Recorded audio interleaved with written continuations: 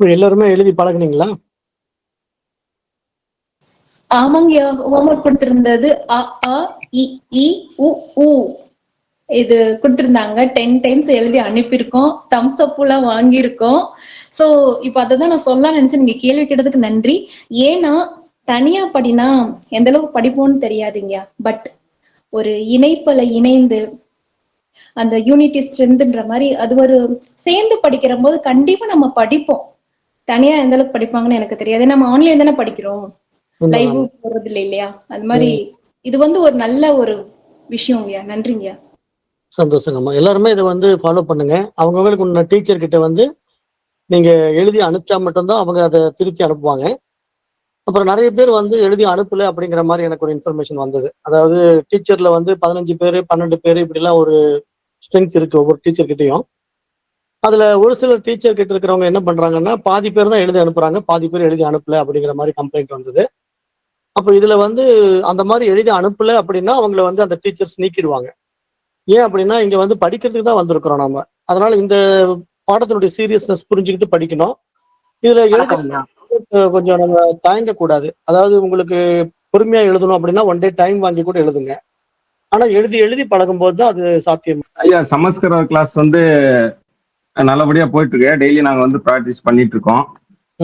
இதுல வந்து இந்த வழியில ஒரு சின்ன என்னுடைய ஒரு கருத்து ஒண்ணு சொல்லலாம்னு பாக்குறேன். என்ன கருத்துனா, இன்னைக்கு வந்து பாத்தீங்கன்னா அந்த காலத்துல வந்து குருகுல கல்வின்னு சொல்லி குருவுக்கு வந்து அவ்வளவு சேவை பண்ணி நம்ம வந்து அந்த குருகுல கல்வி வந்து பெறுவோம்.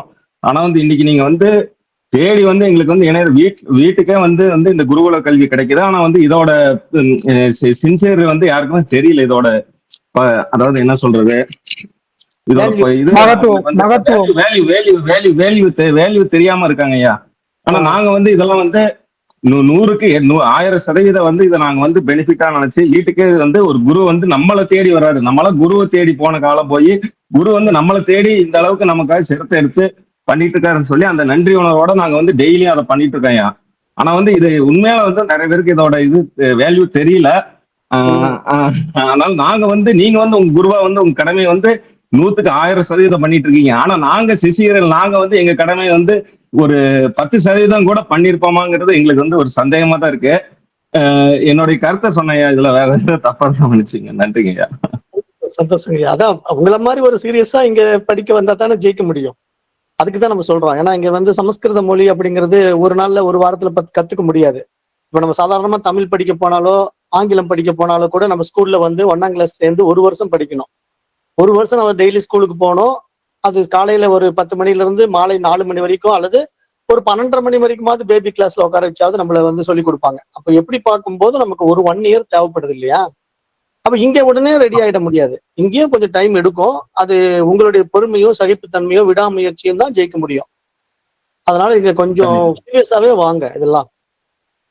கண்டிப்பாங்க கண்டிப்பாங்க. நான் என்னோட லெவல்ல நான் நன்றிங்க நன்றிங்க. நீங்க வந்து எழுதி அனுப்பிச்சிட்டீங்க, உங்களை பிரச்சனை இல்லை. எழுதி அனுப்பாதவங்களுக்கு தான் இப்ப நான் இந்த மெசேஜ் கொடுக்குறேன். அதாவது இப்ப இந்த டீச்சர்ஸ் கிட்ட சேர்ந்துட்டு நிறைய பேர் எழுதி கொடுக்கல அப்படிங்கிற ரிப்போர்ட் வருது. அதை வந்து நீங்க திருப்தி எழுதி கொடுத்துடுங்க. ஏன்னா நீங்க எழுதி எழுதி பிராக்டிஸ் பண்ணும்போது எழுத்து கூட்டி படிக்க ஆரம்பிச்சிருவீங்க. அப்புறம் மந்திரங்கள் எல்லாம் ரொம்ப அருமையா உங்களால படிக்க முடியும். இப்ப நம்ம இன்றைய வகுப்புக்கு போறதுக்கு முன்னாடி ஆசிரியர்கள் எல்லாம் வந்திருக்கீங்களா? எல்லா ஆசிரியர்களும் இருக்கீங்களா? ஏதேனும் ஆசிரியர்கள் கிட்ட வந்து மாணவர்கள் வந்து எழுதி அனுப்பல, சரியா இல்ல, குறை இருக்குன்னா அந்த ஆசிரியர்கள் என்கிட்ட பகிரலாம். அதை நம்ம என்னங்கிறது ரெமெடி பண்ணிடலாம். அப்படி ஏதாவது குறைகள் இருக்கா?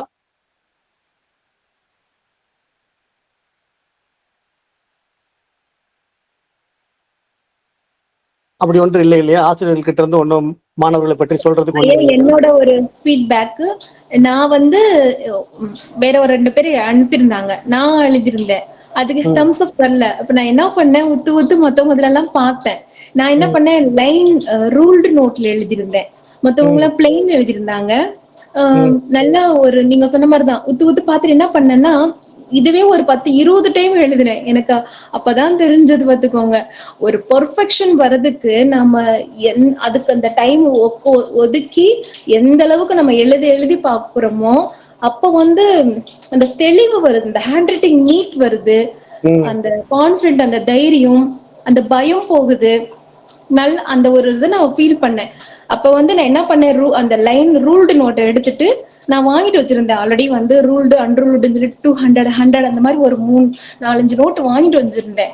ஸோ ஒரு 100 பேப்பர் எடுத்து ஹோம்ஒர்க் நோட்னு ரூல்டு எழுதியிருந்தது, அன்ரூல்டுல கூட திரும்பவும் சான்ஸ்கிரிட் ஹோம்ஒர்க் நோட்னு எழுதி அதுல உயிர் உயிர் சம்ஸ்கிருத உயிர் எழுத்துக்கள்னு எழுதிட்டு அஇன்னு மேல எழுதிட்டு கீழே அந்த மாதிரி யார் எப்படி எழுதிக்காங்களோ அதை பார்த்துட்டு அப்படியே ஸ்கேல்லாம் வாங்கிட்டு வந்திருந்தேன். ஸ்கேலு, கலர் பென்ஸ் இதெல்லாம் வாங்கிட்டு வந்திருந்தேன். ஸோ அதை கரெக்டா எழுதி லைன் போட்டு இந்த மாதிரி எல்லாம் பண்ணி இதுக்கு எங்க மாமனாரையும் வச்சுக்கிட்டு வீட்டுல சோ அவர் கூப்பிடுவார் அடிக்கடி. ஆக்சுவலி நான் ரொம்ப லேட்டுங்கயா, எனக்கு தெரிஞ்சு 2-3 நாள் ஆகி போச்சு. உண்மையிலே எனக்கு கிருஷ்ணனி மேமுக்கு தேங்க்யூ சொல்லிக்கிறேன். ஏன்னா எனக்கு யாரோ சொன்னாங்க இந்த மாதிரி அனுப்பலைன்னா ரிமூவ் பண்ணிடுவாங்களாம் பசுவதி, நீ பாருனாங்க. ஐயோ எனக்கு கிளாஸ் முக்கியம்னு சொல்லிட்டு 2-3 டைம் எடுத்து அதுக்கு 2 நாள் டைம் எடுத்துட்டு எழுதி ஒன்னு அனுப்புனேங்க. இதோட என்னோட ஃபீட்பேக் என்னன்னா, எதுவுமே அந்த ஸ்ரத்தா தான் அங்க வந்து சிவம். என்னை பொறுத்த வரைக்கும் நம்மளுக்குள்ள எந்த அளவுக்கு நீங்க சின்சியாரிட்டிய ஸ்ரத்தாவோ அதுதான் நம்மள அங்க, அதுதான் நீங்க. சோ நம்மளுக்குள்ள நாம எப்படி இருக்கிறோம்ன்றதுதான். அப்போ இந்த இதுலயே இவ்வளவு எக்ஸ்பீரியன்ஸ் இருக்குன்னா, அப்போ அடுத்தடுத்துக்கு அந்த அளவுக்கு நம்மளுக்கு இன்னும் மெச்சூரிட்டி ஆகணும், இன்னும் நம்மளுக்குள்ள அந்த ஸ்ரத்தா இருக்கணும், அந்த கிளாரிட்டி, அந்த அந்த அந்த ஒரு நீட்னஸ் கரெக்டா, அந்த தைரியமா நம்மளுக்கு எழுதுங்க நல்லா இருக்கு, நம்மளுக்குள்ள அந்த பயம் போகுது.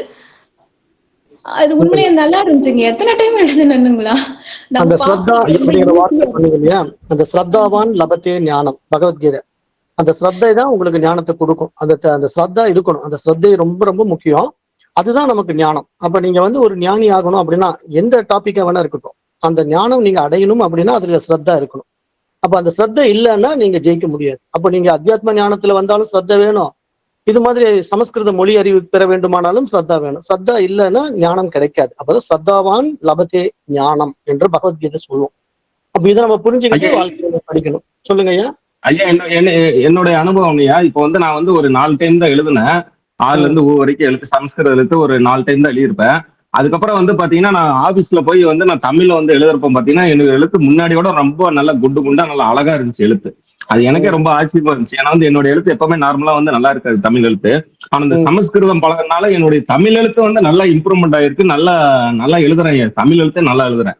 சமஸ்கிருதம் பண்றது நம்மளோட தமிழ் எழுத்து நல்லா இம்ப்ரூவ்மெண்ட் ஆயிருக்கு. என்னுடைய பர்சனல் அனுபவம் சொல்லலாம்னு பார்த்தேன், அதுக்காக சொன்னீங்க. நன்றிங்க. அப்ப இந்த சமஸ்கிருதம் வந்து எழுதும் போதே உங்களுக்கு இப்படி ஒரு மாற்றம் வருதுன்னா இந்த மந்திரங்களை சொல்லும் போது இன்னும் எவ்வளவு மாற்றம் வரும்? உண்மையா 100% உண்மை, 100% உண்மை, 100% உண்மை. எல்லா அனுபவத்துல இருந்தா எல்லாருமே பேசலாம். ஆனா யாருக்கு எந்த அனுபவம் இல்லாதனால பேச மாட்டேங்கிறேன். என்னோட அனுபவத்தை நான் சொல்றேன். நல்லது நல்லதுங்க. சரி, இப்ப நம்ம என்ன பண்ணுவோம், சமஸ்கிருத வகுப்பு தொடங்குறதுல வந்து இப்ப இன்றைக்கு எப்படி பண்ண போறோம் அப்படின்னா, முதல்ல 2 ஸ்லோகங்கள் பார்க்க போறோம். இப்ப அந்த ஸ்லோகங்கள் வந்து எல்லோருடைய வாழ்க்கையிலயும் அத்தியாவசியமான ஸ்லோகா, அது வந்து இருக்கணுங்கிறதுனால இன்னைக்கு சொல்லி கொடுக்குறேன். அதை தெரிஞ்சுக்கிட்டு அடுத்து நம்ம இந்த மீதி 6 லெட்டர் எழுதலாம். 7 லெட்டர் வந்துடும், அதை எழுதிடலாம். மொத்தம் 13 எழுத்துக்கள்ல 6 முடிச்சிருக்கோம். இப்ப நம்ம வந்து அதுக்கு முன்னாடி ஏன் இந்த சமஸ்கிருத ஸ்லோகா படிக்கணும் அப்படின்னு கேட்டீங்கன்னா, இது ஒவ்வொருத்தருடைய வாழ்க்கையிலும் ரொம்ப முக்கியமான ஸ்லோகா. இது வந்து சின்ன குழந்தைகளையே சொல்லி கொடுக்கணும், நிறைய பேர் சொல்லி கொடுக்கல. இப்போ நம்ம கத்துக்கலாம். இப்போ நம்ம அந்த இடத்துக்கு போறோம். இங்க ஸ்கிரீன்ஷாட் பண்றேன். ஹரிவம் அப்பா. அப்பா ஒரு தகவல்ப்பா. எல்லாரும் வந்துட்டு நாங்க அத்வைதுல இருந்தோம்ப்பா, அதுல நீங்க வரல. ஒரு 10-15 பேர் அதுல இருந்தோம். இப்ப நான் இங்க வந்து பார்த்தோன்னே இந்த கூகுள் மீட்ல இருந்தது. இப்பதான்ப்பா நாங்க வந்து கனெக்ட் ஆயிருக்கோம். ஆமாப்பா, அங்க போயிட்டு நாங்க பார்த்தோம், நீங்க வரவே இல்ல. சரி, அதுக்கப்புறமா என்னடான்ட்டு நான் வெளியே வந்து பார்த்தேன், இங்க புதுசா லிங்க் கொடுத்திருந்தீங்க. சோ அங்க போய் அவங்க நான் வந்து சான்ஸ்கிரிட்ல ஸ்டார்ட் பண்றதுல இந்த லிங்க் வந்து சான்ஸ்கிரிட்டுக்கு, அந்த லிங்க் வந்து அத்வைதத்துக்கு. ஆமாப்பா, அது தெரியல எங்களுக்கு. ஒரு 10-15 பேர் அதுல கனெக்ட் ஆயிருந்தோம். நான் அதுலதான் பண்ணிருந்தேன். சோ இப்ப அவங்களை எல்லாரையும் கூட்டிட்டு வந்துட்டுப்பா, இங்க கனெக்ட் ஆயிட்டு இருப்பாங்கன்னு நினைக்கிறேன். நன்றிங்கப்பா. ஹரிவோம். நன்றி, ஹரிவோம்ப்பா.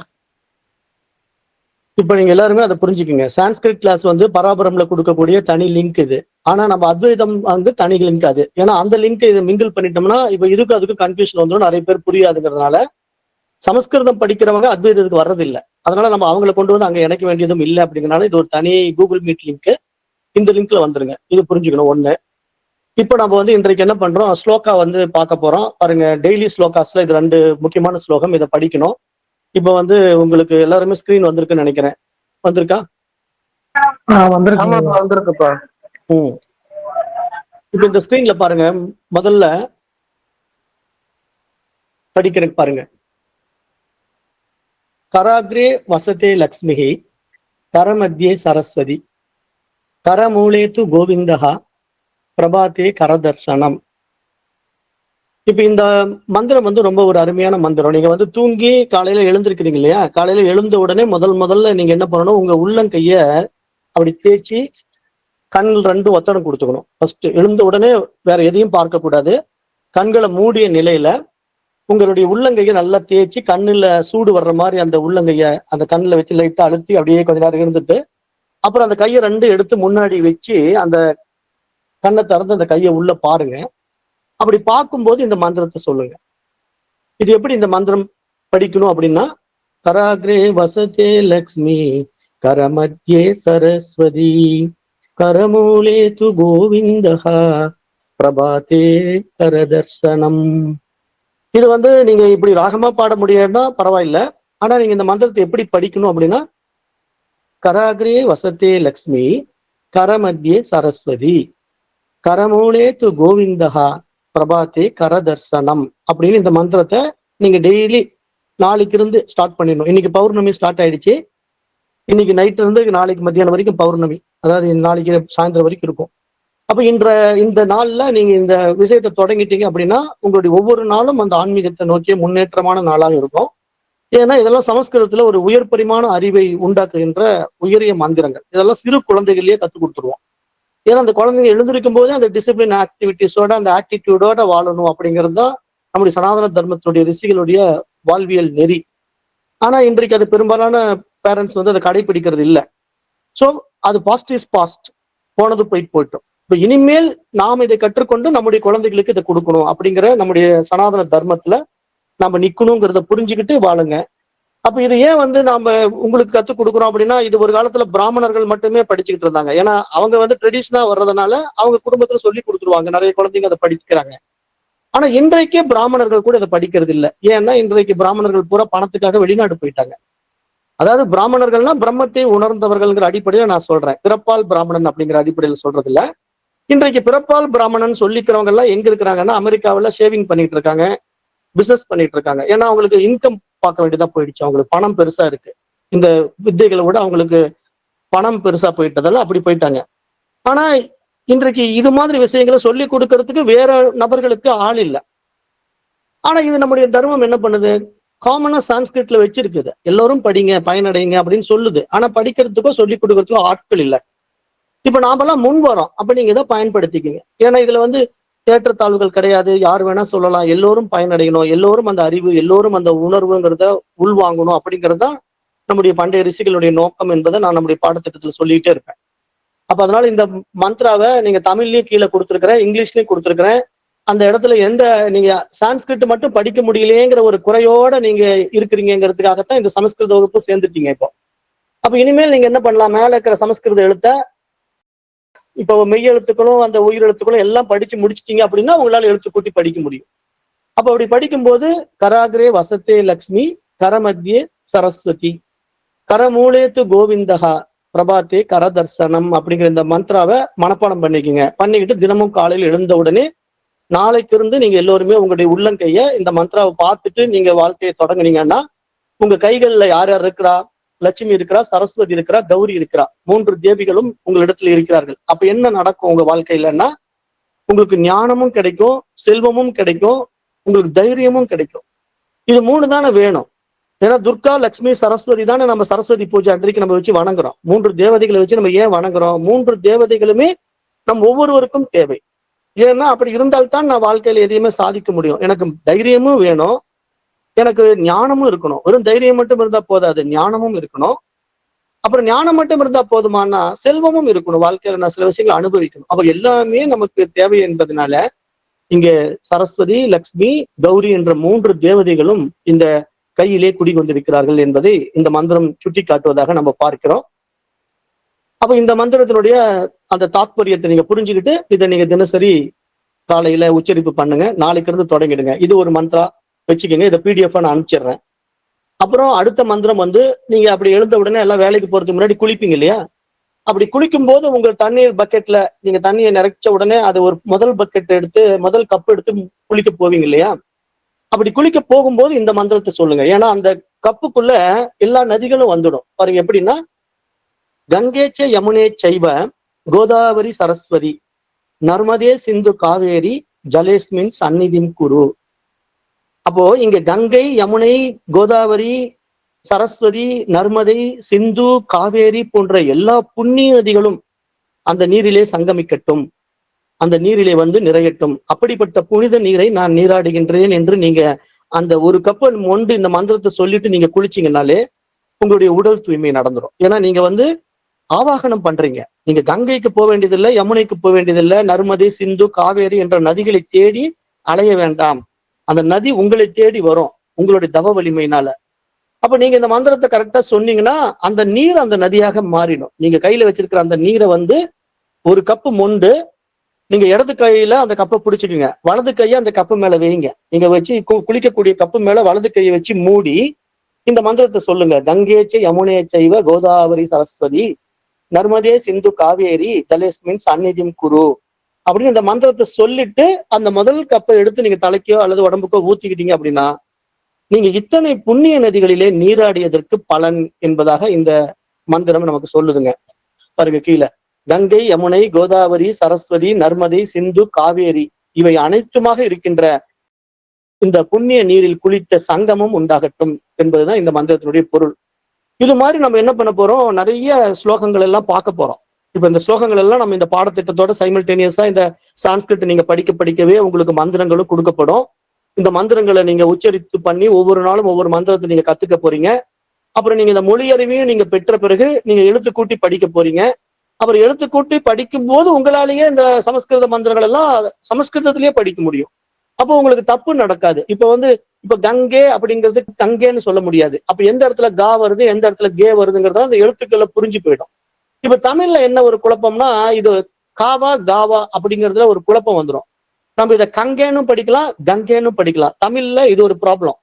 ஆனா சான்ஸ்கிரிட்ல நீங்க மாத்தி படிக்கவே முடியாது. ஏன்னா பாருங்க இந்த எழுத்து கா, அப்ப இங்க காங்கிறத அது காட்டி கொடுத்துரும். கக்கா க அப்படின்னு ரெண்டு எழுத்துலயும் அந்த ஹா அப்படிங்கிற உச்சரிப்புல மெல்லிய காவுக்கும் அழுத்தமான காவுக்கும் உள்ள வித்தியாசத்தை நீங்க சான்ஸ்கிரிட்ல 4 லெட்டர் இருக்கிறதுனால நீங்க அதை தெளிவா படிச்சு புரிஞ்சுக்கிட்டு அந்த ப்ரொனன்சியேஷன் பண்ணும்போது உச்சரிப்பு தப்பு வராம நீங்க உச்சரிக்கவும் பழகிக்கலாம். ஆனா பொதுவா நம்ம தமிழ் மொழியோட உறவாடும் போது சில நேரங்கள்ல வந்தாலும் அது பரவாயில்லை. ஆனா மேக்சிமம் தப்பு இல்லாம நம்ம இந்த எழுத்துக்களை படிக்க தயாராகிக்கலாம். இப்போதைக்கு நீங்க தமிழ்ல படிச்சு இந்த மந்திரங்களை மனப்பாடம் பண்ணிக்கங்க. அது எளிமையா இங்க கொடுத்துருக்கேன். கங்கேச்ச யமுனே சைவ கோதாவரி சரஸ்வதி நர்மதே சிந்து காவேரி ஜலேஸ்மின் சந்நிதிம் குரு அப்படின்னு இந்த மந்திரத்தை நீங்கள் கற்றுக்கொண்டு மனப்பாடம் செய்து கொண்டு நாளைக்கு இருந்து நீங்க காலையில எழுந்த உடனே உள்ளங்கையை பார்த்து அந்த மந்திரத்தை சொல்லணும். அப்புறம் குளிக்கும் போது இந்த மந்திரத்தை சொல்லணும். இது மாதிரி தினசரி பழக்கத்துக்கு வந்துடுங்க. வந்தீங்கன்னா உங்க உடலும் தூய்மையாகும், உள்ளமும் தூய்மையாகும். அப்பதான் நீங்க அந்த அத்தியாத்ம ஞானத்துல முழுமை அடைய முடியும் என்பதை சொல்றேன். இப்ப அடுத்தது நம்ம சமஸ்கிருத வகுப்புக்கு போலாம். இதுல ஏதாவது கருத்து ஏதாவது சொல்ல விரும்பினா 2 வார்த்தை பேசலாம். என்ன சொன்னீங்க, இப்ப புரிஞ்சுக்கிட்டீங்களா? ஐயா இந்த மந்திரங்கள்லாம் தமிழ்ல சொன்னா பலன் எப்படி இருக்குங்க? தமிழ்ல நம்ம அர்த்தத்தோட சொல்றப்போ ஒரு உணர்வு ரீதியா சொல்லலாம்ல? எப்படிங்க சொல்லலாம். பட் ஆனா அந்த சான்ஸ்கிரிட் ப்ரொனன்சியேஷனுக்கு உண்டான வேல்யூ ஜாஸ்திங்க ஐயா. அதாவது நீங்க அந்த வேதம் எப்படி வேத மொழி சான்ஸ்கிரிட்லயே படிச்சாதான் அது உண்மையா உங்களுக்கு முழுமையான பலனை கொடுக்கும். இப்போ நம்முடைய கோயில்கள் எல்லாம் வேத மந்திரங்களை சான்ஸ்கிரிட்ல தான் நம்ம பெரும்பாலும் உச்சரிப்போம். ஆனா இப்ப நிறைய பேர் என்ன பண்றாங்கன்னா, தமிழ் முறையில சைவ முறையில அதை சொல்லணும் அப்படிங்கிறனால நம்ம அதிகம் அனுமதிக்கிறோம். சைவ முறையிலையும் நீங்க சொல்லுங்க, சைவ சித்தாந்தத்துல நீங்க தேவாரம் திருவாசகம் எல்லாம் சொல்லுங்க அப்படின்னு சொல்றோம். ஆனா பட் உண்மையா நீங்க வேத மந்திரங்களை தமிழ்ல டிரான்ஸ்லேட் பண்ணி சொல்ல முடியாது. நீங்க வேத மந்திரங்களை தமிழ்ல டிரான்ஸ்லேட் பண்ணிட்டா அதனுடைய வேல்யூ போயிடும்.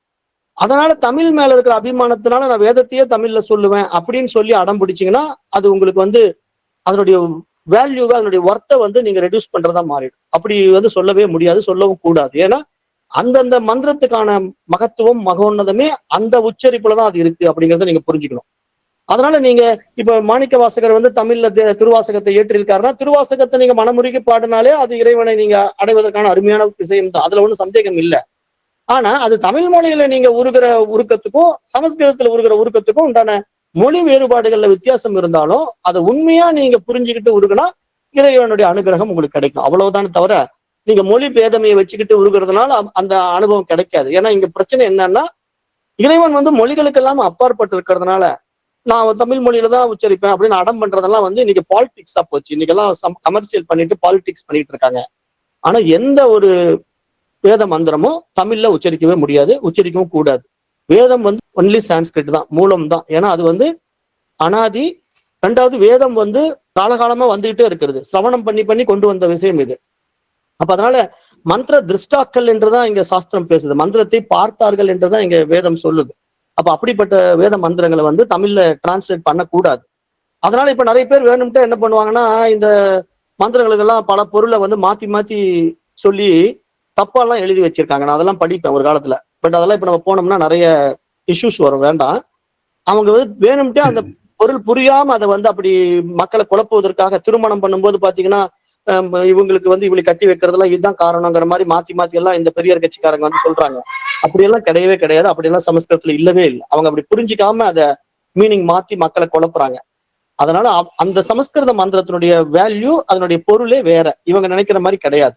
ஆகவே அதை தமிழாக்கம் பண்ணவே முடியாதுங்கிறத நீங்க ஃபர்ஸ்ட் புரிஞ்சுக்கணும். அப்ப நம்ம இப்ப வந்து பாடத்துக்கு போலாம். இது நீங்க அந்த மந்திரங்கள் வந்து மனசுக்குள்ளேயே சொன்னா போதுமா அல்லது வாய்ஸ்ல வந்து மனசுக்குள்ளேயே சொல்லுங்க.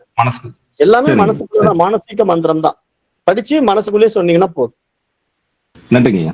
மந்திரங்களை பிடிஎஃப் அனுப்புறேன், அதை நீங்க படிச்சு மனப்பாடம் பண்ணி வச்சுக்கிட்டு அப்புறம் டெய்லி சொல்ல ஆரம்பிச்சிருங்க. ஐயா சொல்லுங்க.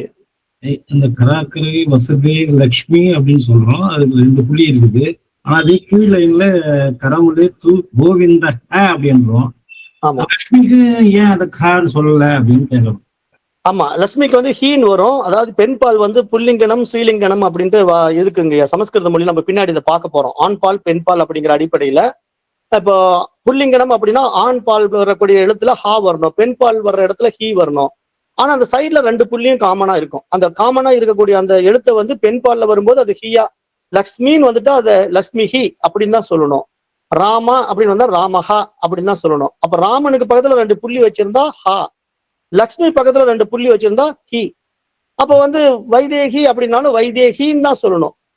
அப்படிதான் இங்க வந்து சான்ஸ்கிரிட். பட் இதெல்லாம் நம்ம வந்து இன்டெப்தா போகும்போது உங்களுக்கு இதெல்லாம் புரிய வந்துருங்க ஐயா. இப்ப நம்ம அதை கன்ஃபியூஸ் பண்ணிக்க வேண்டாம், இப்ப வெயிட் பண்ணுங்க, நான் அதெல்லாம் பின்னாடி உங்களுக்கு புரிய வைக்கிறேன்.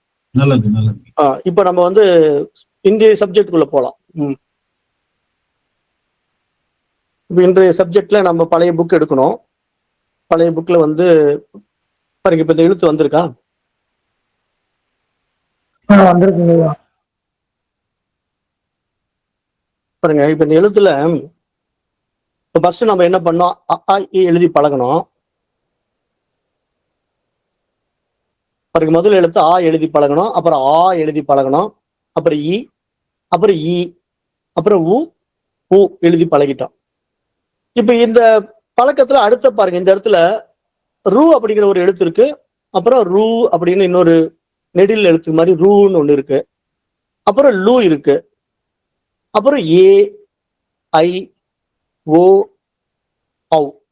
அப்ப இப்ப நம்ம இன்னும் ஒரு 7 எழுத்து பாக்கி இருக்கு. இப்ப இந்த 7 எழுத்து எப்படி படிக்கணும் அப்படிங்கிறத இப்ப நான் சொல்லித்தரேன். அதை சொல்லும் போது மட்டுமல்ல, அது எழுதுறதுலயும் ஒரு மாற்றம் பண்ண போறோம். இப்ப நீங்களா படிக்கிறதுக்கும் ஆசிரியர் மூலமா படிக்கிறதுக்குள்ள வித்தியாசத்தை நீங்க இன்னைக்கு புரிஞ்சுக்குவீங்க.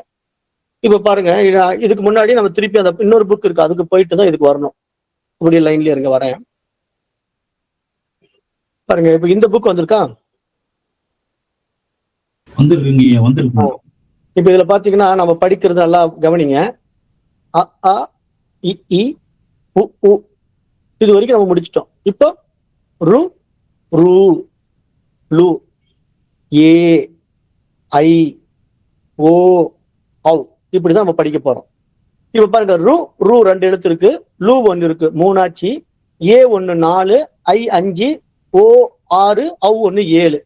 இந்த 7 எழுத்து நம்ம இன்னைக்கு பார்த்துட்டோம்னா நம்ம வவல்ஸ் முடிச்சிடலாம், அதாவது உயிர் எழுத்துக்களை முடிச்சிடலாம்.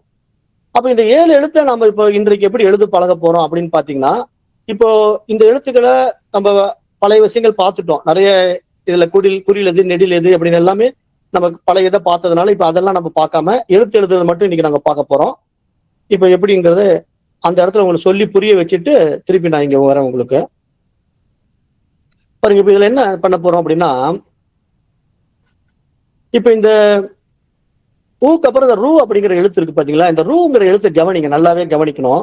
உங்களுக்கு சின்ன மாற்றம் இதுல பண்ண போறேன். இப்ப ஒன்னாவது பாருங்க, இங்க இருந்து ஒரு கர்வு கொண்டு வந்து இங்க நிறுத்துறாங்க. ஒரு கோடு பக்கத்துல கொண்டு வந்து கோடே போடல. கோடு போடுவதற்கு முன்னாடி ஃபர்ஸ்ட் இந்த ஒன்னை வந்து இப்படி வளைக்கணும்.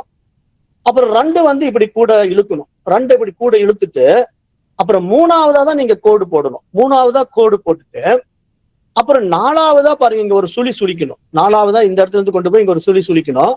அப்புறம் அந்த சுழியில இருந்து 5ஆவதா இன்னொரு கோடு வரணும். அப்புறம் அதுல இருந்து இன்னொரு சுழி சுழிச்சு 6ஆவதா ஒரு கோடு வரணும். அப்புறம் கடைசியா 7ஆவதா இப்படி ஒரு கோடு போடணும். அப்ப இப்படி போட்டா தான் இதுக்கு பேர் வந்து ரூ. அப்ப அடுத்தது இந்த ரூ அப்படிங்கிற எழுத்து பாருங்க, சேம் டிட்டோ அப்படியே இருக்கும். பட் என்ன ஒரு எக்ஸ்ட்ரான்னா பாருங்க, இந்த 6ஆவதா நீங்க இழுத்தீங்கல்ல, அதுக்கு கீழே எக்ஸ்ட்ரா இன்னொரு கர்வ் இருக்கு பாருங்க. 6க்கு அப்புறம் அதே மாதிரி இன்னொன்னு போட்டீங்கன்னா அது ரூ, அவ்வளவுதான். இப்ப ரூவுக்கும் பெரிய வித்தியாசம் இல்லை. இந்த 6ஓட நிறுத்திக்கிட்டா ரூ, கூட இந்த 7ஆவதா எக்ஸ்ட்ரா ஒரு கர்வ் வந்தா அது ரூ அப்படிங்கிற மாதிரி இப்ப நமக்கு இங்க எழுத்துக்கள் இருக்கு. பட் இதை நீங்க இப்படிதான் எழுதணுமா அப்படின்னு கேட்டீங்கன்னா பாருங்க, இப்ப முதல் கர்வ் இப்படி கொண்டு வரோம் 1, அப்புறம் இங்க இருந்து 2 இப்படி கொண்டு போறோம், அப்புறம் 3, அப்புறம் இங்க 3 வந்து இந்த கோடு, அப்புறம் இங்க 4, அப்புறம் 5, 6, 7 இப்படி எல்லாம் வரும்போது ஒரு கன்ஃபியூஷனை உண்டு பண்ணுதா உங்களுக்கு? பட் இப்படி எழுத வேண்டாம், இதை நான் மாத்தி எழுதுறேன், அதை நீங்க கொஞ்சம் கவனிக்கணும். அதே மாதிரிதான் நீங்க எழுதி பிராக்டிஸ் பண்ணணும். பாருங்க, இப்ப நான் உங்களுக்கு அந்த பேடு கொண்டு வந்தாதான் எழுதுறது தெரியும், அதை கொண்டு வரையிருங்க. இப்ப வந்து நாம பாடத்துக்கு மட்டும் ஃபோக்கஸ் பண்ற மாதிரி வச்சுட்டேன். இப்போ நான் எழுதுறத நீங்க கவனிக்கணும். ரூ எழுதுறத பாருங்க.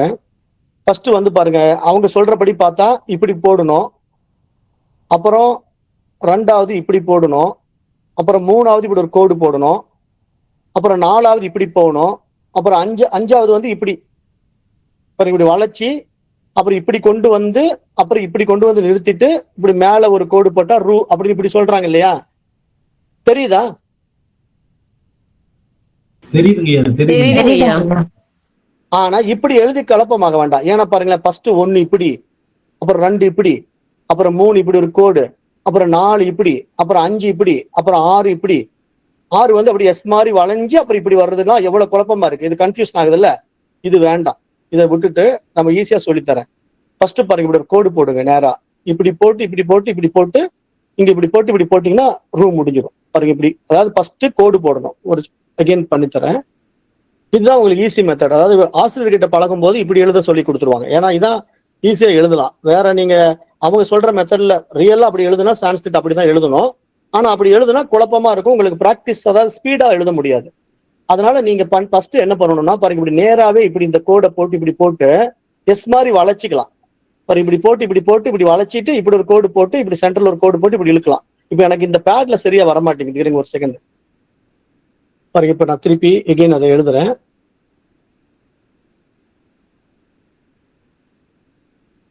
இப்போ இந்த மார்க்கிங் எடுத்துக்கிட்டேன்.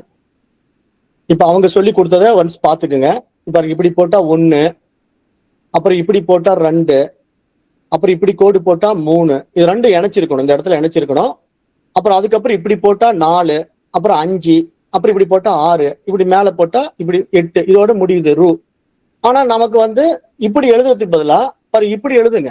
நேரா இப்படி போங்க, இப்படி போங்க, இப்படி போட்டுக்குங்க, ஒரு கோடை போடுங்க, இப்படி குறுக்குல ஒண்ணு போடுங்க, அப்புறம் இப்படி போட்டீங்கன்னா முடிஞ்சது ரூ. பாருங்க, 1 செகண்ட் இப்படி எழுதுறேன். நேரா ஒரு கோடு, அப்புறம் இதை அடைச்சிக்கங்க, இப்படி போட்டுக்கோங்க ரூ. புரியுதா நான் எழுதுறது? பாருங்க, நேரா இப்படி வந்து இப்படி போட்டுக்கணும், ஒரு கோடை போட்டுக்கணும், இங்க குறுக்குல இதை ஆட் பண்ணிக்கணும், இங்க ஒரு ஆட் பண்ணிக்கணும் ரூ. ஏன்னா நீங்க ஒரே சூழியில இதை கொண்டு வந்துட்டீங்கன்னா வேலை முடிஞ்சிடும். ஒரு கோடை மட்டும் குறுக்குல இப்படி போடுறீங்க, இங்க ஒண்ணு போட்டு கடைசியா எது 1ன்னு போடுறோமோ அதை தான் நம்ம 3ஆவதா போட போறோம். பாருங்க, 1ங்கும் போது நம்ம நேரடியா எஸ் மாதிரி வந்து இப்படி வந்து முடிச்சுக்கிறோம், அப்புறம் ஒரு கோடை போட்டுக்கிறோம், அப்புறம் இங்க இந்த கோடை போட்டு இப்படி போட்டீங்கன்னா லகுவா ரூ எழுத முடியும். இப்படிதான் நீங்க ரூ எழுதணும். இதை நீங்க எழுதி பிராக்டிஸ் பண்ணுங்க. மொல்லமா எழுதி பிராக்டிஸ் பண்ணீங்கன்னா அழகா வந்துடும்.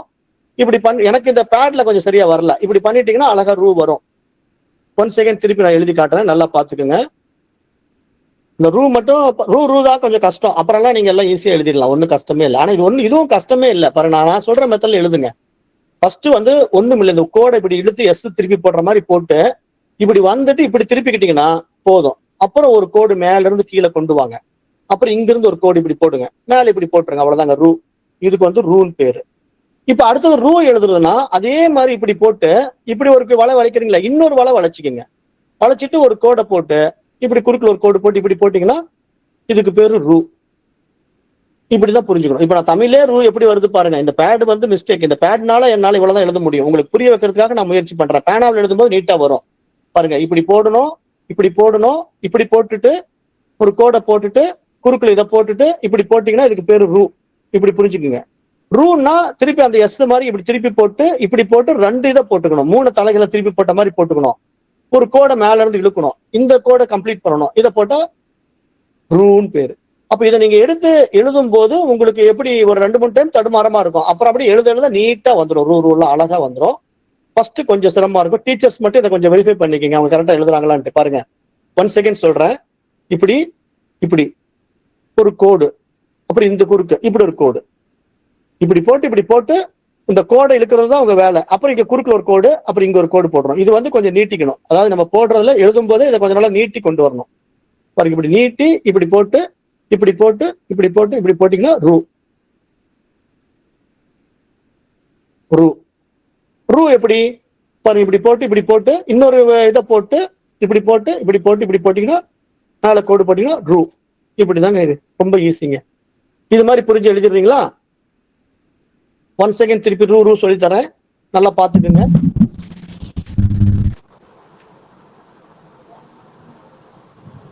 இங்க போடுற மாதிரி இந்த படத்துல இருக்கிற மாதிரி நீங்க பண்ணக்கூடாது.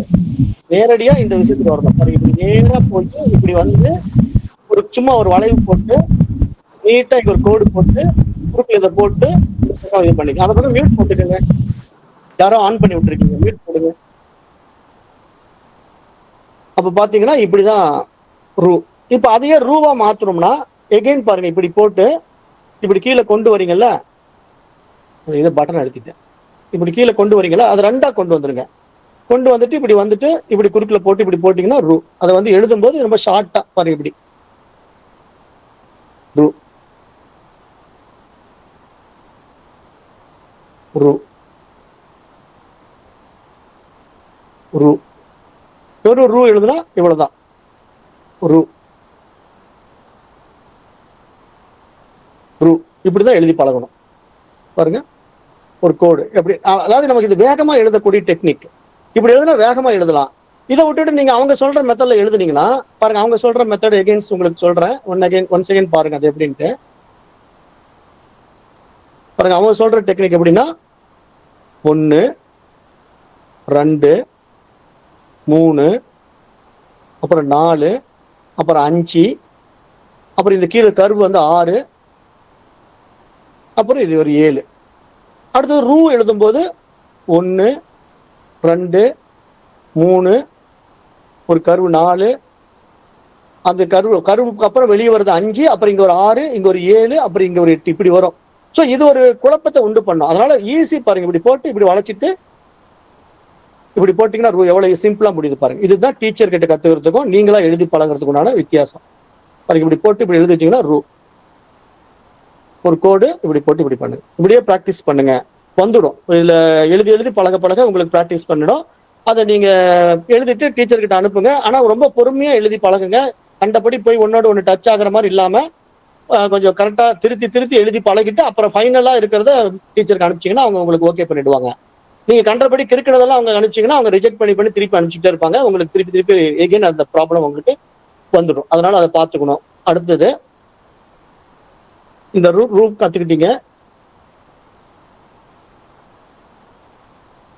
பொறுமையா தான் போகணும். நீங்க அவசரம் ஒரே நாள்ல எல்லாம் கத்துக்க முடியாது. ஏதாவது 1 வருஷம் கத்துக்கிறதுக்கு தேவைப்படும். ஆனா நீங்க நம்ம பாடத்தை ஒழுங்கா ஃபாலோ பண்ணீங்கன்னா 3 மாசத்துல தயாராயிடலாம். இப்போ அடுத்தது அது எழுத்துக்கு போறோம் பாருங்க. இப்ப இந்த எழுத்தை நல்லா கவனிங்க. இப்ப அந்த எழுத்து வந்திருக்கு பாருங்க. இப்ப இங்க இருக்கிற மாதிரி ரூ எழுதக்கூடாது, இங்க இருக்கிற மாதிரி ரூ எழுதக்கூடாது. நான் எழுதி கொடுத்த மெத்தட் எப்படின்னா பாருங்க, ஃபர்ஸ்ட் இங்க நல்லா மவுஸை கவனிங்க. என்னுடைய மவுஸ் உங்களுக்கு ஒர்க் ஆகும்னு நினைக்கிறேன்.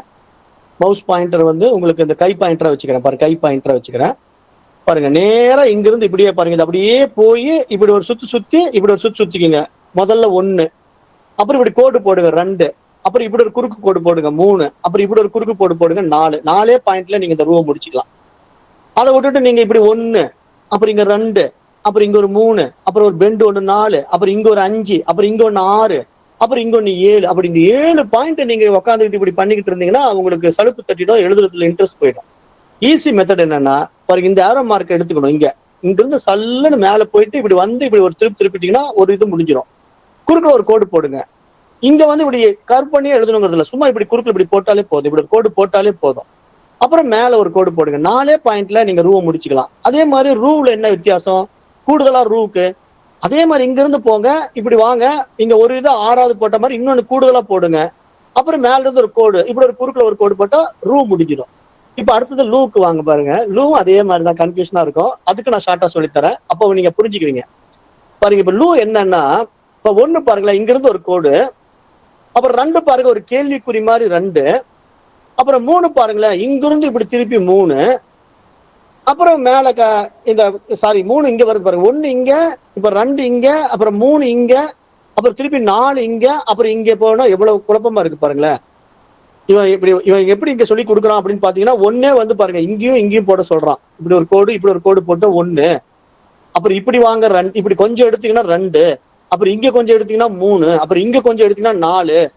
மண்டையை பிச்சுக்குதுங்களா? இந்த மாதிரி எழுதுனீங்கன்னா நீங்க சான்ஸ்கிரிட் எழுதவே முடியாது. இப்ப நம்ம பாடத்துக்கு வந்துருங்க, நம்ம மெத்தடுக்கு வந்துருங்க, சொல்றேன் பாருங்க. இப்ப நான் ஒயிட் போர்ட்ல லூ பாருங்க சிம்பிளா எழுதி கொடுக்குறேன் பாருங்க. நம்ம லா போடுற மாதிரி இப்படி போடுங்க, இங்க ஒண்ணு போட்டு இப்படி போட்டீங்கன்னா முடிஞ்சது லூ. இந்த லூங்கிற எழுத்துல என்னன்னா, இங்க கீழே ஒரு கர்வ் வரும். அதாவது அந்த டிஃபரன்ஸ் உங்களுக்கு காட்டுறேன் பாருங்க. இந்த லா வந்து எழுதும் போது பாருங்க, இப்படி நம்ம தமிழ்ல எழுதுற லா மாதிரி எழுதி இப்படி கொஞ்சம் லைட்டா வளைச்சு விட்டுட்டு இப்படி ஒரு கோடை போட்டு இப்படி கோட்டை போட்டீங்கன்னா இதுக்கு பேரு லூ. இப்ப ஒண்ணு இல்ல பாருங்க, எவ்வளவு சிம்பிளா போடுறேன் பாருங்க, இவ்வளவுதாங்க. இதை விட்டுட்டு அவன் சொல்ற மாதிரி பண்ணீங்கன்னா அவன் எப்படி சொல்லி கொடுக்குறான் பாருங்களேன்.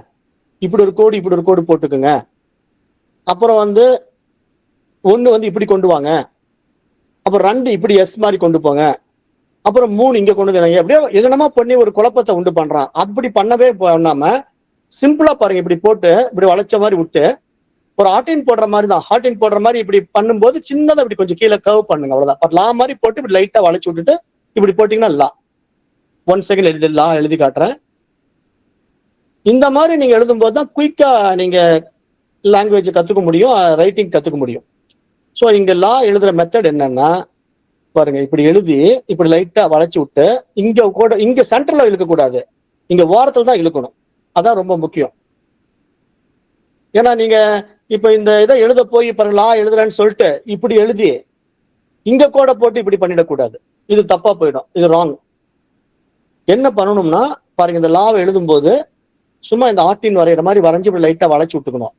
சைட்ல இப்படி ஒரு கோடை போட்டு இப்படி மேல ஒரு கோடை போட்டீங்கன்னா முடிஞ்சு. பாருங்க எப்படி சிம்பிளா லா லா லா, அது லூ இப்படி கொண்டு வாங்க. அதான் தமிழ் லா மாதிரி உங்களுக்கு புரிய வைக்கிறேன். அப்ப இது மாதிரி நீங்க தமிழ்ல இப்ப நம்ம எப்படி லா எழுதுறோம், இந்த மாதிரி லா எழுதுறோம், அதே மெத்தட் தான். ஆனா இது வந்து நீங்க அந்த ரவுண்டு முன்னாடி கொண்டு வராம இப்படி லூ மாதிரி மாத்தி இப்படி போட்டீங்கன்னா அதுக்கு பேர் சான்ஸ்கிரிட்ல லூ. அவ்வளவுதான். இந்த மாதிரி எழுதி பழகிடுங்க. நம்ம தமிழ் மூலமா சான்ஸ்கிரிட் படிக்கிறது ரொம்ப ஈஸிங்க. அப்ப இந்த மாதிரி நீங்க லூ எழுதிட்டீங்கன்னா ரொம்ப லகுவா போயிடும். இப்போ இதே மெத்தட் தான் இப்போ நீங்க இங்க அவங்க சொன்ன மெத்தட்ல நீங்க பாத்தீங்கன்னா கொஞ்சம் குழப்பமா இருக்கும். ஏன்னா அதையும் நீங்க ஒன்ஸ் வெரிஃபை பண்ணிடுங்க அப்படிங்கிறதுக்காக இப்ப நான் அந்த இடத்துக்கும் திருப்பி வரேன். இப்ப பாருங்க, இந்த இடத்துல வந்துட்டு இப்ப நான் மவுஸ்ல பாருங்க அதை சொல்றேன். முதல்ல பாருங்க, இப்படி ஒரு கோடு இப்படி ஒரு கோடு போடணும் 1, அப்புறம் 2 பாருங்க இப்படி கேள்விக்குறி மாதிரி வரணும் 2. ஆனா 2 முழுசாவே முடிக்கல பாருங்க, 2 கேள்விக்குறி மாதிரி போட்டு இங்கே நிறுத்த சொல்றான். நிறுத்த சொல்லிட்டு அப்புறம் 3 வந்து இங்க இருந்து இப்படி கொண்டு போக சொல்றான். அப்புறம் 4 வந்து அங்கிருந்து இங்க கொண்டு வர சொல்றான். அப்ப நீங்க எப்படி ட்ரை பண்ணாலும் பாருங்க, இப்படி ஒரு கோடு இப்படி ஒரு கோடு, அப்புறம் இப்படி பாதி கோடு, அப்புறம் இப்படி ஒரு கோடு, அப்புறம் இப்படி ஒரு கோடு, இவ்வளவு குழப்பம் வேண்டாம். அதை அப்படியே மறந்துட்டு நான் சொல்லி தர்ற மாதிரி பாருங்க, 1 2 3 4 4 பாயிண்ட்ல இப்படி முடிஞ்சிடும் பாருங்க. 1 2 3 4. இப்படி ஈஸியா இருக்கு பாருங்க. 1 2 3 4. 1 2 3 4. இப்படி எழுதிட்டீங்கன்னா லூ அழகா வந்துடும். இந்த மாதிரி லூ இப்படி ட்ரை பண்றீங்கன்னா அழகா வரும் பாருங்க. இப்படி 1 2 3 4 இப்படிதான் நீங்க எழுதணும் பாருங்க. 1 செகண்ட். இப்போ அந்த திருப்பி அந்த இடத்துக்கே போறோம்.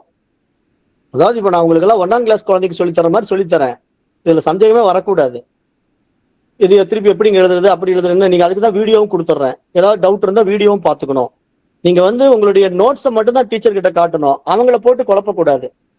என்னங்க இப்படி வருது அப்படி வருதுன்ட்டு. நீங்க வந்து இந்த வீடியோவை கேட்டு கேட்டு நீங்க உங்க சந்தேகத்தை தெளிவுபடுத்தி நீட்டா எழுதி டீச்சர் கிட்ட நீங்க ஹேண்ட் ஓவர் பண்ணணும். அப்பதான் அவங்க பார்த்துட்டு ஓகே பண்ணிடுவாங்க. அது ஏதாவது மிஸ்டேக் இருந்தா மிஸ்டேக் இருக்குன்னு சொல்லுவாங்க, அதை திருத்திக்கிங்க.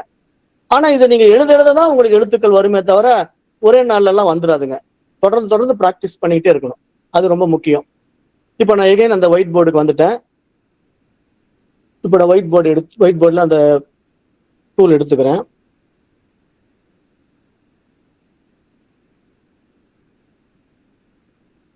பாருங்க.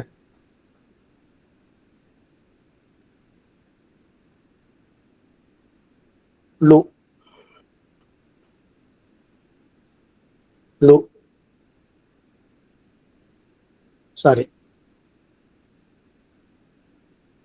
லூ லூ இப்படி எழுதி பழகுங்க. அவ்வளவுதான். ரா போடுறோம்ல நம்ம வல்லின ரா, அது மாதிரி போட்டு மேல ஒரு கோடை போட்டீங்கன்னா அது லூவா மாறிடும். ரொம்ப வளைக்காம அவ்வளவுதான். கொஞ்சமா அப்படி வளைச்சு பழகினீங்கன்னா போதும். ஈஸியா இருக்கும். இந்த மாதிரி லூ எழுதி பழகிடுங்க. அடுத்தது இந்த ஓ ஏ எல்லாம் ரொம்ப ஈஸி பாருங்க. அதெல்லாம் இப்ப போலாம். ஏ வந்து ஐ தான், இங்க ஏ கிடையாது. அதாவது நம்ம தமிழ் எழுத்துக்கள் மாதிரி ஏ எல்லாம் கிடையாது. ஒரே ஏ அப்புறம் ஐ. அதுதான் இங்க சான்ஸ்கிரிட்ல சில எழுத்துக்கள் வந்து மிஸ் ஆகும். இப்ப நம்ம வந்து என்னென்ன பார்த்துட்டோம்? ரூ ரூ லூ பார்த்துட்டோம். இப்போ ஏ ஐ ஓ ஔ அவ்வளவுதான். அதோட முடிஞ்சிடும். இப்ப பாருங்க அது எப்படி பார்க்க போறோம்னா, இப்ப பாருங்க லூ பார்த்துட்டோம்.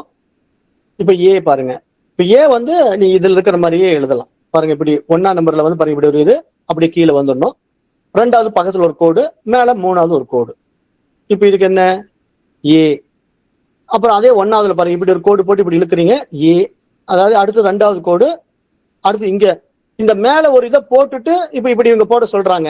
நீங்க இந்த கோடை போட்டுட்டு இப்படி மேல இழுத்தாலும் ஒன்றும் ப்ராப்ளம் இல்லை. இதை போட்டுட்டு இழுத்தாலும் சரி, இதை கோடை போட்டு இப்படி இழுத்தாலும் சரி, எப்படி வேணா பண்ணிக்கலாம். இதுக்கு வந்து ஐன்னு பேரு.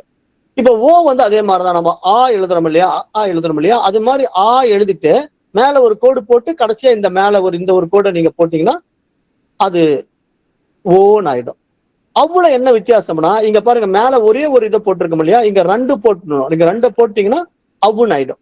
இப்ப இந்த அவ்வுக்கு அப்புறம் அஹா. இப்ப இதை எப்படி எழுதுறது நான் இந்த இடத்துல உங்களுக்கு திருப்பி போர்ட்ல சொல்லிடுறேன். ரொம்ப ஈஸியா நீங்க இதை பழகிடலாம். திருப்பி திருப்பி நம்ம அந்த லெட்டர்ஸ்குள்ள போக வேண்டியதில்லை. இப்போ நீங்க டைரக்டா விஷயத்துக்கு வந்துடலாம். இப்ப போர்டு வந்திருக்கா மட்டும் சொல்லுங்க. வந்திருக்கா? வந்திருக்குங்க. ஏ வந்து இப்படி ஒரு கோடு கீழே இப்படி இழுத்துக்கிறீங்க. இப்படி பக்கத்துல ஒரு கோடு போட்டு இப்படி மேல போட்டீங்கன்னா ஏ பாருங்க. ஏ ஏ ஏ இப்படிதான் நீங்க ஏ எழுதி பழகணும். அதாவது ஏ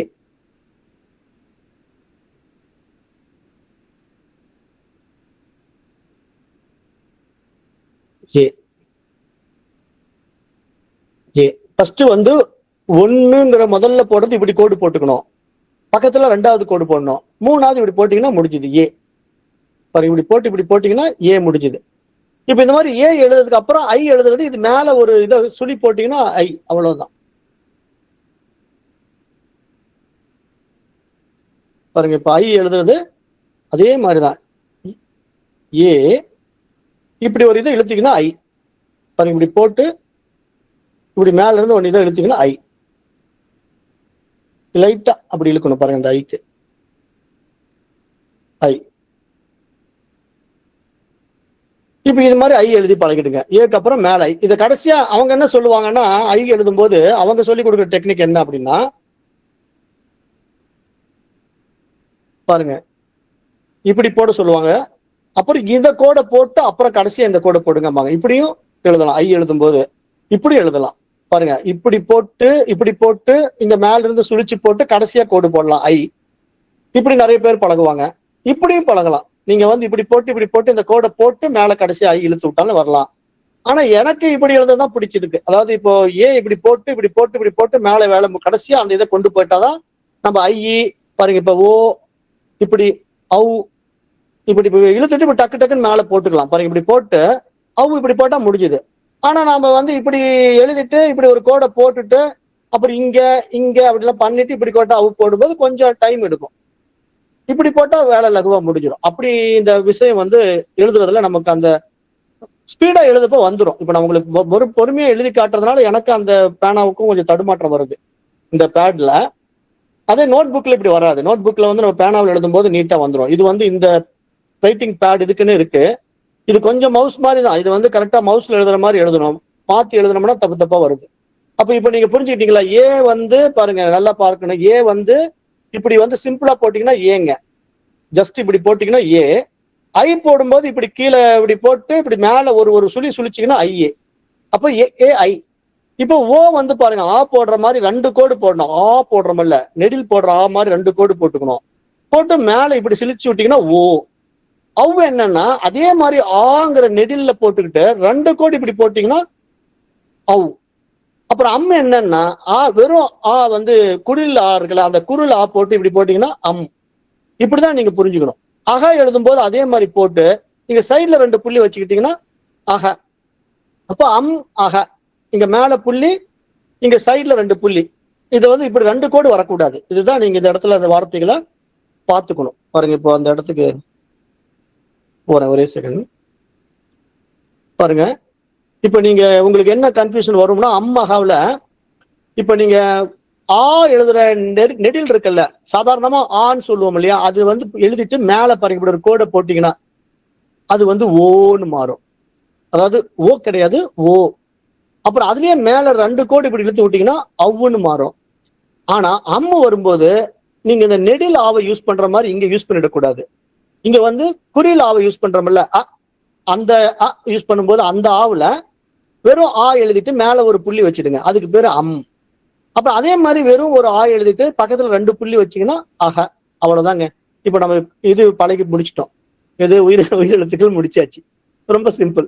இப்ப இதுல ஏதேனும் குழப்பம் இருந்தா, உங்களுக்கு இதுல ஏதாவது எழுத்துக்கள்ல எழுதுறதுல எது குழப்பமா இருக்கோ அதை எனக்கு கேள்வி கேளுங்க, நான் பதில் சொல்றேன். ஐயா, எல்லா எழுத்தையும் ஒரு டைம் ஃபர்ஸ்ட்ல இருந்து எல்லா எழுத்தையும் ஒரே டைம் எழுதி காமிச்சீங்கன்னா ரெண்டும் ஒரே மாதிரி இருக்கிற மாதிரி. ஆமாமா, லூ வந்து பாருங்க லா மாதிரி தான் போடணும். பட் என்னன்னா நமக்கு அந்த ரா எழுதுற மாதிரி கொஞ்சம் அப்படி லைட்டா வளைச்சு விடணும். லூ போடும்போது பாருங்க இப்படி போட்டு இப்படி லைட்டா வளைச்சு விட்டீங்கன்னா இந்த மாதிரி வந்துடும். பாருங்க, இப்ப நம்ம அந்த பேட்ல எழுதுறது எப்படின்னா, அந்த பேட்ல ஐயா சொன்ன மாதிரி ஃபர்ஸ்ட்ல இருந்து ஒரு எழுத்து அப்படி எல்லாம் பார்த்துடலாம் ஒரு கிளான்ஸ். நீங்க இது எழுதுதாங்க வரும். இப்ப நான் எப்படி இந்த பேட்ல எழுதும் போது எனக்கு தடுமாறுதோ அது மாதிரி நீங்க பேப்பர்ல எழுதும் போதே தடுமாறும். ஏன்னா புது பிராக்டிஸ் இல்லையா நம்ம எல்லாருமே. அது மாதிரி இப்ப எனக்கு இந்த பேடு புது பிராக்டிஸ், உங்களுக்கு நோட் புக் புது பிராக்டிஸ். அப்படிதான் இப்ப நம்ம 2 பேருமே எல்லாருமே பிகினர்ஸ். அப்படிதான் இப்ப நம்ம இருக்கோம். அந்த மாதிரி புரிஞ்சுக்குங்க. இப்போ வந்து மவுஸ் எடுத்துட்டு நான் என்ன பண்றேன், இந்த இதை எடுத்துக்கிறேன் பாருங்க. இப்ப இதுல வந்து முதல்ல நம்ம எழுத போறது, அந்த இதை அழுத்திட்டேன். இப்படி ஒரு கோடு போட்டு இப்படி போட்டு ஆ. அப்புறம் நான் எழுதுறதை மட்டும் கவனிங்க. ஆ. அப்புறம் இ, இதை கொஞ்சம் லைட்டா அடிச்சு வச்சுடு. அப்புறம் இ. அப்புறம் ஊ. அப்புறம் ஊ. பாருங்க, ஊ வந்து இப்படி நல்லா 3 மாதிரி போடுங்க. மேல இப்படி ஒரு கோடு போடுங்க. இப்படி சைடில் இழுத்து விட்டீங்கன்னா ஊ. அப்புறம் ஏ. அப்புறம் இதே மாதிரி போட்டு மேல 2 கோடு போட்டீங்கன்னா ஐ. ஒரு கோடு போட்டீங்கன்னா இங்க ஐ. ஏ ஐ. இது ஓ. இந்த 2 கோடு போட்டு இப்படி எழுதுனீங்கன்னா ஔ. அம். ஆஹா. இப்படி எழுதுனா உங்களுக்கு ஸ்பீடா எழுதலாம். இப்போ லூ விட்டுட்டோம். அந்த லூ வந்து இந்த இடத்துல இப்படி போடணும். லூ விட்டுட்டோம். ஆமா, ரூ எல்லாம் விட்டுட்டோம். அதெல்லாம் இப்ப எல்லாமே நம்ம கொண்டு வரோம். ஆமா இருங்க, வந்துடலாம். அது நம்ம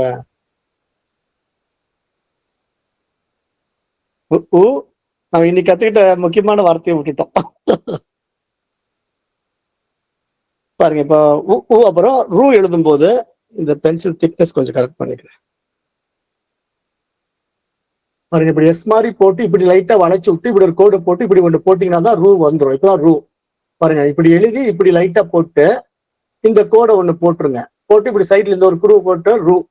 அப்புறம் இதையே வந்து இப்படி போட்டு 2 இதை போட்டு இப்படி இங்க ஒரு கோடு, இங்க ஒரு கோடு, இங்க ஒரு கோடு போட்டா ரூ. அப்புறம் லூ வந்து இப்படியே போட்டு இப்படி வளைச்சு விட்டு இப்படி போட்டீங்கன்னா லூ. இப்படிதான் நீங்க எழுதணும். ரூ வந்து பாருங்க, இப்படி போட்டு இந்த ஒரு குறுக்குல கோடு, இப்படி ஒரு கோடு போடணும். இந்த இடம் வந்து கொஞ்சம் நீட்டிக்கணும். அதாவது இதுல இந்த பேனாவில இப்படி சரியா வர மாட்டேங்குது. இப்படி போட்டீங்கன்னா ரூ. இதையும் இப்படி போட்டு இப்படி 2ஆ போட்டீங்கன்னா அதுக்கு பேர் வந்து ரூ. அப்புறம் இப்படி போட்டு லைட்டா வளைச்சு விட்டீங்கன்னா இதுக்கு பேரு லூ. அப்புறம் இப்படி போட்டீங்கன்னா ஏ. அப்புறம் இப்படி போட்டீங்கன்னா ஐ. அப்புறம் இப்படி போட்டீங்கன்னா ஓ. இப்படி போட்டீங்கன்னா ஔ. இப்படி போட்டீங்கன்னா அம். இப்படி போட்டீங்கன்னா ஹ. வேகமா எழுத நல்லா வருதுங்க. உங்களுக்காக நான் மொல்லமா எழுத சரி வர மாட்டேங்குது. பாருங்க, அழகா ஆ ஆ இ. பாருங்க, எனக்கு வேகமா எழுதுனா நல்லா வருதுங்க. இ உ உ. இப்படி போடலாம் ரூ.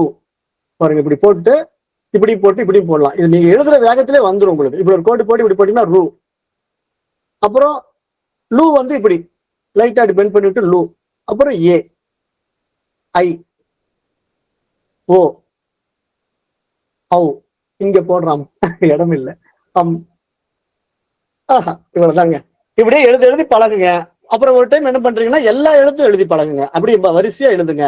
ஃபர்ஸ்ட் வந்து இப்போ இந்த 7 எழுத்தை மட்டும் பிராக்டிஸ் பண்ணிடுங்க. அப்புறம் அது நல்லா வந்து டீச்சர்ஸ் கிட்ட கொடுத்து திருத்தி வாங்கிட்டீங்கன்னு வச்சுக்கோங்க. எல்லாம் தப்பு இல்லாம எழுதிருக்கீங்கன்னு டீச்சர் ஓகே சொல்லிட்டாங்கன்னா அப்புறம் நீங்க என்ன பண்ணணும், ஒட்டுக்கா எழுதிக்கணும். அ ஆ இ உ. அப்புறம் ரு லு ஏ ஐ ஓ ஔ அம் அஹா அப்படின்னு எல்லாம் எழுதி வச்சுக்கோங்க மேல. அப்புறம் அப்படியே கீழே அதை 1 by 1 அப்படியே பக்கத்துல வரிசையாவே எழுதணும். ஆவுக்கு அடுத்தது ஆ போயிடணும். நீங்க ஆ மாதிரி கீழே ஆன்னு வரிசையா ஃபர்ஸ்ட் எழுதுனீங்களா, அப்படி எழுதாம அ ஆ இ உன்னு சொல்லிக்கிட்டே எழுதணும். அப்படி சொல்லிக்கிட்டே எழுதி கடைசி வரைக்கும் போயிட்டீங்கன்னா ரொம்ப கிளியரா வந்துருங்க. இந்த பயிற்சியை நீங்க பண்ணுங்க. இப்ப நான் வந்து ஊருக்கு போறதுனால வர்ற வியாழக்கிழமை உங்களுக்கு சான்ஸ்கிரிட் கிளாஸ் கிடையாது. அதனால நீங்க நல்லா இதை எழுதி தருவாயிடுங்க. அடுத்த செவ்வாய்க்கிழமை நம்ம கிளாஸ் வைக்கும்போது நீங்க இந்த உயிரெழுத்துக்கள் முடிச்சிருப்பீங்க. அப்புறம் நம்ம மெய் எழுத்துக்கள் ஸ்டார்ட் பண்ணி அடுத்த கண்டினியூஷன் கிளாஸ்ல இன்னும் நம்ம டெப்தா போறோம். அதுக்கு முன்னாடி நீங்க இப்போ 1 வாரம் டைம் இருக்கு. இப்ப இந்த செவ்வாய்க்கிழமை இருந்து அடுத்த செவ்வாய்க்கிழமை வரைக்கும் உங்களுக்கு டைம் இருக்கு. அப்ப நீங்க என்ன பண்ணணும், இந்த ஒட்டுமொத்தமா உயிரெழுத்துக்களை தரோவா பிராக்டிஸ் பண்ணிடுங்க. இதுல எழுதுறது ஏதாவது சந்தேகம் இருக்கு அப்படின்னா உங்களுக்கு தான் இப்ப டெக்னாலஜி எல்லாம் இருக்கு. யூடியூப்ல போட்டு பார்க்கலாம் இது எப்படி எழுதுறாங்கிறது. ஒரு சில விஷயங்கள் அப்படி நீங்க வெரிஃபை பண்ணிக்கங்க. இன்னும் உங்களுக்கு ஏதாவது டவுட் இருந்தா டீச்சர் கிட்ட ஃபோன் பண்ணி கேட்டு அதை வெரிஃபை பண்ணிக்கங்க. இவ்வளவுதாங்க விஷயம். இது நீங்க ஃபாலோ பண்ணுவீங்கன்னு நினைக்கிறேன். ஏன்னா அவங்கவுங்க தனிப்பட்ட முறையில எழுதுனீங்கன்னா நீட்டா வந்துருங்க. பழக எல்லாமே வந்துடும். ஒன்றும் பெரிய கஷ்டம் கிடையாது. பழகிடுவீங்கன்னு நினைக்கிறேன். நம்பிக்கையோட நானும் கத்துக் கொடுக்குறேன். வேற ஏதாவது சந்தேகம் இருக்குங்களா? ஐயா ஓம் தத் சத்துங்க ஐயா. சொல்லுங்க ஐயா. ஐயா நீங்க எழுதும் போது பிராக்டிஸ் பண்ணா நல்லாவே வருதுங்க ஐயா. அந்த மாதிரி பண்ணாவே நல்லா சிறப்பா வருதுங்க ஐயா. அதனால சொல்லலாம்னு பண்ணுங்க. ஆமா, அப்படியே எழுதி பழகுங்க. நீங்க வந்து நான் எழுதும்போது நீங்களும் தானே வச்சு எழுதி பார்த்திருக்கீங்க அப்படின்னா அது ரொம்ப சிறப்பா இருக்குங்க. அப்படியே நீங்க சொல்லும் போது எழுதும் போது ஒரு 10 முறை எழுதும் போதே வருதுங்க ஐயா. அது இப்ப நல்லது. அதே மாதிரி நீங்க என்ன பண்ணணும், வீடியோவும் பார்த்து எழுதி பழகுங்க. அது மாதிரி உங்களுக்கு சொல்லி கொடுக்குற வீடியோஸ் தான் இருக்கு. அதையும் வெரிஃபை பண்ணிக்கங்க. நம்ம இதெல்லாம் படிச்சுட்டே வர உங்களுக்கு ஒண்ணுமே இல்லைங்க. ரொம்ப சாதாரணமா தமிழ் மொழி மாதிரி ஆயிடுச்சு. நீங்க சொல்லி கொடுத்தது ஈஸியா இருக்குங்க. அது இப்ப எழுதி பார்க்கும் போதே தெரியுது. இந்த லெட்டர் வந்து நான் சொல்லி கொடுத்த லெட்டர்ல எழுதிடுங்க. ஈஸியா ஃப்ளோ வருதுங்க. நன்றிங்க ஐயா. அது மாதிரி அந்த மெத்தட்ல எழுதாதீங்க. அந்த புக்ல இருக்கிற மெத்தட்ல எழுதுனீங்கன்னா கன்ஃபியூஸ் ஆவீங்க. நன்றிங்க ஐயா. நன்றிங்க. எல்லாரும் அப்படி புரிஞ்சுக்கிட்டீங்கன்னு நினைக்கிறேன். சொல்லுங்கம்மா. நம்ம இந்த கங்கை சி யமுனை செய்வ கோதாவரி சரஸ்வதி நர்மதே சிந்து காவேரி ஜலேஸ்மின் சந்நிதிம் அந்த அதுல வந்து குருன்னு வருது இல்லைங்கயா, அந்த குருன்னா என்னங்க அர்த்தம்? அதாவது அந்த நதியில் வந்து இப்ப நான் நீராடுங்க அந்த புனித தன்மை என்னுள் பரவுகிறது அப்படிங்கிற அர்த்தத்துல அது அந்த வார்த்தை வருதுமா, குரு அப்படிங்கிற வார்த்தை. அது வந்து குருன்னு தான் படிக்கணும், குருன்னு படிச்சிடக்கூடாது. தமிழ்ல படிக்கும்போது அது 2 வார்த்தையாவும் மாறலாம். கூன்னு சொல்லலாம், கூன்னு சொல்லலாம். அப்ப தமிழ்ல படிக்கிறவங்களுக்கு அது கு அப்படின்னு சொல்லி தவறா படிச்சிருவாங்க. அதனால ப்ரொனன்சியேஷன் வந்து ப்ராப்பரா வச்சு குருன்னு தான் படிக்கணும். அப்ப ஜலேஸ்மின் சந்நிதியும் குரு அப்படின்னா அந்த எல்லா நதிகளுடைய சங்கமத்தில் நான் நீராடி புனிதம் அடைகிறேன் அப்படிங்கிற அந்த வார்த்தைக்கு குருன்னு அர்த்தமா. அந்த மீனிங்ல அந்த சான்ஸ்கிரிட் வேர்டு அங்க வருது. எல்லா நதிகளும் அங்கு சங்கமிக்கின்றது, அந்த புனித நீரில் நான் நீராடுகின்றேன் அப்படிங்கிற அர்த்தத்தை அந்த குருங்கிற வார்த்தை ஒரு வெர்பா அதை முழுமைப்படுத்துது அந்த இடத்த. அப்படிதான் அந்த மீனிங் வருது மாதிரி. சரிங்க. அது குருவுக்கு ஏதாவது அந்த குரு அப்படின்றது வரதுனால அதுக்கு ஏதாவது அந்த இல்ல தனிப்பட்ட முறையில வந்து ஒவ்வொரு இடத்துக்கும் அந்த மாதிரி பொருள் மாறும். சான்ஸ்கிரிட்டை பொறுத்த வரைக்கும் நீங்க வந்து அப்படி வேர்பா தான் அந்த இடத்துல வருமே தவிர அந்த இடத்த வந்து அதுக்கு தனிப்பட்ட மீனிங் நீங்க எதிர்பார்த்தீங்கன்னா சரிபட்டு வராது. அதனாலதான் அந்த சமஸ்கிருத மொழியிலேயே ஒரு சில வித்தியாசங்கள் இருக்கு. அது போக போக உங்களுக்கு புரியும் போது நான் சொல்லித்தரேன். உங்களுக்கு வந்து என்ன வார்த்தைக்கு என்ன பொருள் அப்படிங்கிறதுக்கு தனியா ஒரு டிக்ஷனரி இருக்கு. இப்ப ஐயா கூட 2-3 டிக்ஷனரி அந்த நம்ம பராபரம்ல அனுப்பிச்சாரு. நீங்க அதெல்லாம் டவுன்லோட் பண்ணி எடுத்து வச்சுக்கோங்க. அதுல வந்து பாத்தீங்கன்னா வார்த்தைகளுக்கு எல்லாம் ஒவ்வொரு வார்த்தைக்கும் ஒவ்வொரு தமிழ் அர்த்தம் பொருள் இருக்கும். அதெல்லாம் நீங்க மனப்பாடம் பண்ணி கூட ஒவ்வொரு வார்த்தையும் தெரிஞ்சுக்கலாம். அந்த மாதிரி இப்ப இந்த குரு அப்படிங்கிற வார்த்தையோ நீங்க அப்படி எடுத்துக்க கூடாது. ஏன்னா அதெல்லாம் வெர்பலா வர்ற வார்த்தைக்கு பொருள் அந்த இடத்துல சொல்ல முடியாது. அது எல்லாம் சங்கமிக்கின்ற நிலையில் அந்த அது அடைகிறது அப்படிதான் அந்த இடத்துல குருங்கிற வார்த்தை வந்து கொண்டு வரப்படுதுமா. தனிப்பட்ட முறையில அந்த குரு அப்படிங்கிறதுக்கு தனி மீனிங் அங்க ஒண்ணு கொடுக்கறதுக்கு இல்ல. நன்றிங்க ஐயா. வந்து இப்போ அந்த பிடிஎஃப் அத வாய்ஸ் எங்களுக்கு உச்சரிப்பு பழகிறதுக்கு சரியா இருக்கும்னு நினைக்கிறேங்கய்யா. அது பண்ண முடியுங்களா ஐயா? அந்த பிடிஎஃப் அனுப்பிச்சிடுறேன். அந்த பிடிஎஃப் அனுப்பும்போது நமக்கு இந்த வாய்ஸ் மெசேஜா கொடுத்திருந்தா கூட நல்லா இருக்குங்க. கொஞ்சம் அதுக்காக சொல்றீங்களா? சரி சரி. அது வந்து இப்ப நீங்க ஆடியோ ரெக்கார்டிங் இப்ப நம்ம இந்த புக்கு இந்த இதுல இருக்கு. பட் நான் இதை அப்லோட் பண்றது சொன்ன மாதிரி டைம் ஆகும். சரி, நான் அதை வாய்ஸ் ரெக்கார்டிங்கும் போட்டு உங்களுக்கு அந்த பிடிஎஃப்பும் பராபரம்ல கொடுத்துட்றேன். நீங்க அதை அப்படியே படிச்சுக்கோங்க. மகிழ்ச்சிங்கய்யா. அது பண்ணிக்கிங்க. அப்புறம் நாம இந்த வீடியோ அப்லோட் பண்றது வந்து நான் ஊருக்கு போயிட்டு வந்தாங்க அப்லோட் பண்ணுவேன். இப்ப நீங்க எல்லாமே என்ன பண்ணணும்னா இந்த ஒரு வாரத்துல வந்து இந்த எழுத்துக்களை நல்லா எழுதி பிராக்டிஸ் பண்ணிக்கோங்க. அப்புறம் நம்ம வந்து கிராமர்லாம் போகும்போது உங்களுக்கு எந்தெந்த இடத்துல எப்படி போடணும், அப்புறம் ஆண்பால் பெண்பால் எப்படி கொண்டு வரணும், அப்படி நிறைய விஷயங்கள் வந்து சமஸ்கிருதத்துல கொஞ்சம் புது புது விஷயங்கள் எல்லாம் வருங்க ஐயா. அதெல்லாம் உள்ள போய் புரியும் போது உங்களுக்கு நிறைய மீனிங் வந்து புரிய ஆரம்பிச்சிடும். அப்புறம் அந்த ஏன் அந்த இடத்துல அந்த வார்த்தை நம்ம போடுறோம் அப்படிங்கிறதுக்கும் அந்த இடத்துல அர்த்தம் புரிய ஆரம்பிச்சிடும். இப்போ அதெல்லாம் உங்களுக்கு அந்த இடத்துக்கு வரும்போது நான் உங்களுக்கு நீங்க புரிஞ்சுக்குவீங்கிறத நான் பின்னாடி உங்களுக்கு சொல்றேன். இப்ப சொன்னா அது புரியாது, அதுக்காக சொல்றேன். ஐயா இந்த 2 ஸ்லோகத்தை மட்டும் அனுப்பிச்சிடுறீங்களாங்க ஐயா? அந்த 2 ஸ்லோகத்தை வந்து நான் இப்ப என்ன பண்றேன்னா பிடிஎஃப் கொடுத்துறேன், ஒரு ஆடியோ ரெக்கார்டிங் போட்டு விட்டுறேன். சரிங்க ஐயா, ரொம்ப நன்றி. அவ்வளவுதான். சரிங்க, நன்றிங்க. அப்ப நம்ம வகுப்பை நிறைவு செய்யலாம். நேரம் கருதி வகுப்பை நிறைவு செய்கிறேன். நன்றி. அடுத்த செவ்வாய்க்கிழமை சந்திக்கலாம். ஓம்.